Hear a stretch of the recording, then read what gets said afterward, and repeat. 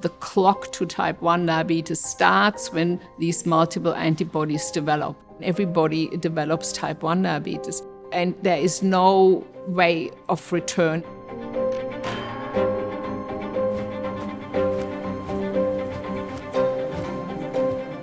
Type 1 diabetes has probably always plagued humanity. Now, Anette Ziegler, one of the world's leading clinical researchers, thinks the plague could soon end once and for all. Her development of innovative screening programs has created pioneering new knowledge about what starts the unstoppable clock leading to type 1 diabetes. The knowledge can pave the way for a future world without type 1 diabetes.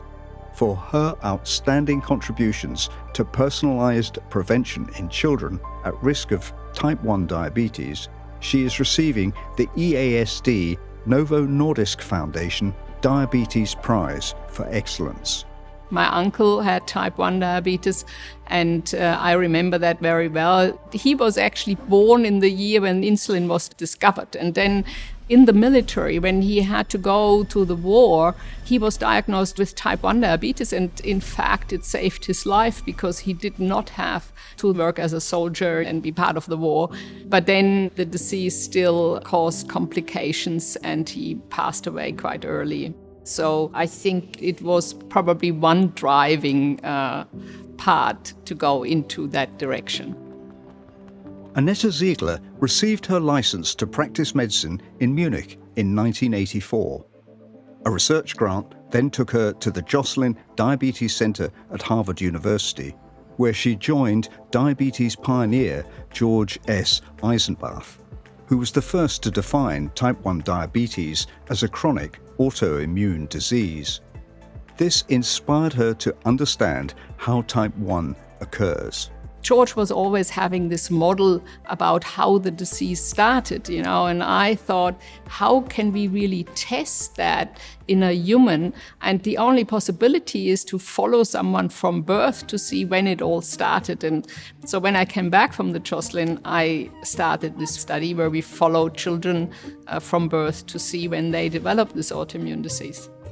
The Baby Diab Study became the world's first prospective diabetes birth cohort, following the children at regular intervals throughout childhood and adolescence. People ask me, but how long do you want to follow them? And I said 20 years. And they said, oh, who wants to start a study that has a 20 years follow-up?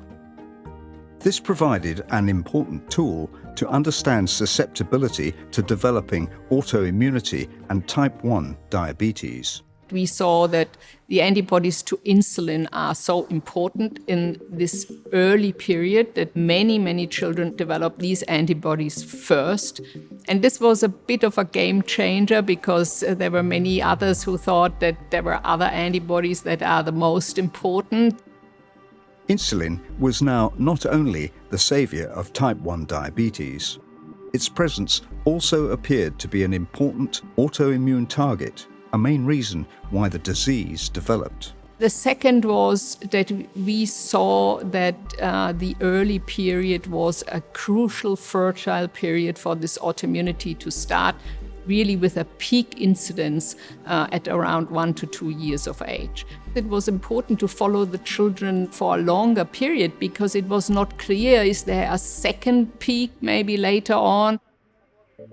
The Baby Diab study established insulin being the original target. However, during the 1990s, more studies led to the identification of other important autoantibody targets. The idea, after all these children had been followed for 20 years, this was 20 years later, to bring all these cohorts together into one analysis. And this was actually this landmark paper where we found that once you have developed multiple antibodies, this is a point of no return. When she left his lab, Anette Ziegler's mentor, George Eisenbach, had given her a clock as a gift. Now, 20 years later, he was very sick. We all knew that probably he could not work for long anymore. I wrote him an email and said, your gift, I still have it in my office, and I just changed the battery. Its clock is still working. And he replied and said, similar to this clock, I'm still enjoying working. And I knew that that was actually something different behind. Because they were writing the paper about 20 years of research, the metaphor of the clock became part of it. What we found is that as soon as we can detect more than one antibody in a child, this means the type 1 diabetes clock has started. Similar to other autoimmune diseases and allergic reactions, the aggressor in type 1 diabetes is the immune system. Based on their previous findings, Anette Ziegler and colleagues thought they might somehow be able to suppress or re-educate the immune system. We tried different routes of insulin, applying it intravenously, oral insulin, intranasal insulin, and it looked like the oral route was the best one really to tolerize the immune system. And we focused on giving this to really prevent the clock to start. And there was some promising success. Changes in the immune system were registered and suggested a delay in the progression of the disease. In 2015, Anette Ziegler and colleagues consolidated 25 years of dedicated effort in a combined cohort and prevention study, the global platform for the prevention of autoimmune diabetes, which brought together academic research institutions and hospitals across Europe. We always thought, how can we bring this to the broad population? This is when we develop a genetic risk score to find children in the general population that have a similar or even higher risk than first-degree relatives. And with this genetic risk score, we were able to include everybody into our prevention studies. The goal was to establish an international research infrastructure dedicated to preventing the development of type 1 diabetes. And this is what we are doing to bring this polygenic risk score to newborn screening in different countries in Europe. And if a child has an increased risk to develop diabetes, that is above 10%, then we can offer this family to participate in our prevention studies. Public health screening of children for islet autoantibodies to diagnose type 1 diabetes early, the FRIDA study, is another major research program launched by Anette Ziegler in Bavaria, Germany. Preparing the child and parents for a life with type 1 diabetes can improve quality of life and reduce the stress diabetes causes and can help to prevent diabetic ketoacidosis, a serious life-threatening complication that can arise if the disease is recognized too late.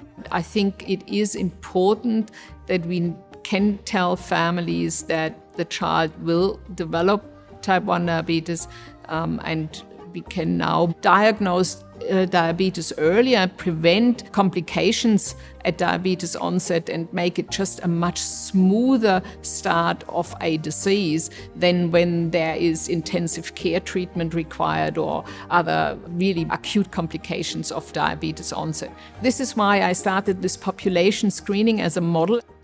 The researchers hope in the coming years to expand screening and prevention initiatives to include other states in Germany and other European countries. I think really we are steps ahead compared to 20 years ago. We have probably one therapy available by the end of this year that may be able to slow down the clock for a world without type 1 diabetes.